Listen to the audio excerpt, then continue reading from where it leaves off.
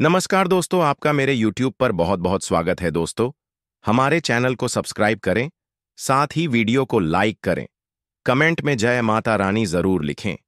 दोस्तों, आज मैं आपको एक सच्ची घटना बताता हूं। दरअसल घटना तब की है जब संदीप 10वीं बोर्ड परीक्षा की तैयारी कर रहा था। अब क्योंकि परीक्षा केंद्र अपने स्कूल से अलग दूसरे स्कूल में पड़ा था, लेकिन मेरा घर शहर में था तो बस 4 किलोमीटर ही था। लेकिन मेरे एक दोस्त के गांव से लगभग 13 किलोमीटर था और जाड़ों के टाइम में सुबह 7 बजे तक पहुंचना होता था। तो उसने मुझसे पूछा कि क्या वो पेपर वाले दिनों में मेरे घर रह सकता है। मुझे कोई आपत्ति नहीं थी और मेरे माता पिता भी स्वभाव से अच्छे हैं, इसीलिए उन्होंने अनुमति दे दी। तो जिस दिन पहला पेपर था, उससे पहले शाम को वो घर आ गया और हमने थोड़ा घूमने और खाना खाने के बाद पढ़ाई शुरू की।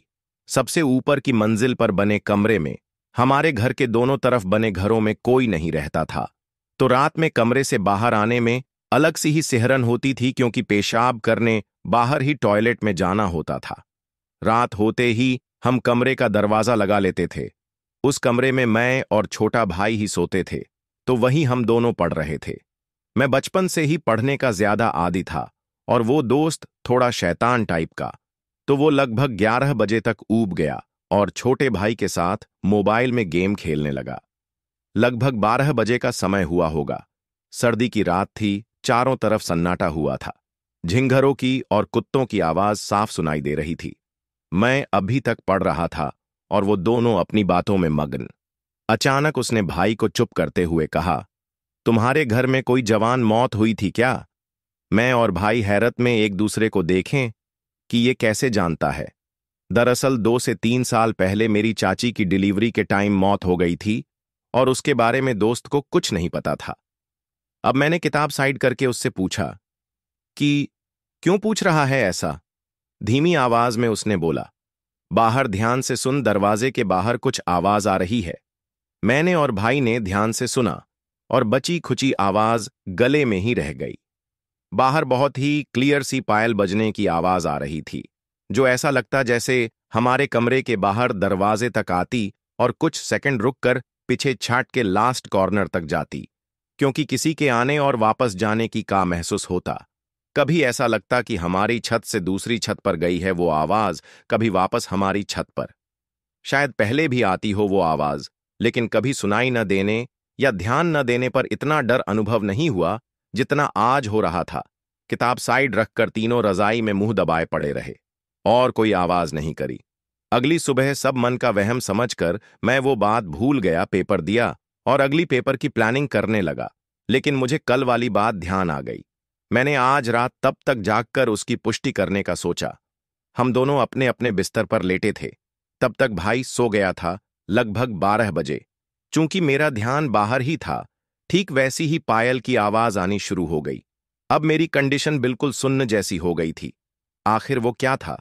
बिल्कुल सेम टाइम और सेम तरीके से आवाज का आना, लगभग कमरे के आसपास और पूरी छत पर टहलने जैसा लगना। घर के आसपास कोई रहता नहीं था, तो कोई पड़ोसी महिला तो हो नहीं सकती थी, और कोई होता भी तो सर्दी की रात में इतने टाइम सुनसान छत पर क्या करेगा? ऐसे ही कई सवाल मेरे मन में घूम रहे थे। आगे के कई दिन लगभग सेम टाइम वो ही आवाजें आने लगती। मम्मी को बताने पर कहीं हम डर न जाए तो बोलती कि ये तुम्हारे मन का वहम है, सामने वाले घर वाली आंटी देर तक जगती है, उन्हीं की पायल की आवाजें होंगी। लेकिन असल तो हमें पता था, सामने वाले घर से हमारे तीसरी मंजिल के कमरे तक कोई आवाज पहुंच ही नहीं सकती थी। तो पायल की आवाज का तो मतलब ही नहीं था, और वो भी इतनी क्लियर कि दरवाजे के पास खड़ा महसूस हो। कुछ दिन लगातार वो आवाजें आती रहने से मन में डर उत्पन्न होने लगा था, तो अपने इष्ट देव की मंत्र सिद्ध तस्वीर दरवाजे से बाहर लगा दी। उस दिन के बाद से वो आवाज आना बंद हो गई। भूत प्रेत होते हैं, लेकिन कभी कभी वो हमारे स्वजन की अशांत आत्माएं भी होती हैं, जो शांति न मिलने के कारण अपनी प्रिय जगह या प्रिय परिजन के आसपास भटकती है। और मुझे ऐसा ही लगता है कि वो मृत चाची की आत्मा थी। कयो की जिस छत पर कूदने की आवाज का हमें अनुभव होता था, वो उन्हीं का घर था, जिसमें कुछ अजीब घटनाएं होने के बाद उनके पति यानी चाचा ने भी वहां रहना छोड़ दिया था। आज उस घटना को 6 से 7 साल हो गए और हमें आज भी उस साइड के घर में जाने में डर लगता है। रात में उस साइड झांक कर देखने की भी हिम्मत नहीं पड़ती। आपको यह जानकारी अच्छी लगी तो हमारे चैनल को सब्सक्राइब करें, साथ ही वीडियो को लाइक करें, कमेंट में जय माता रानी जरूर लिखें।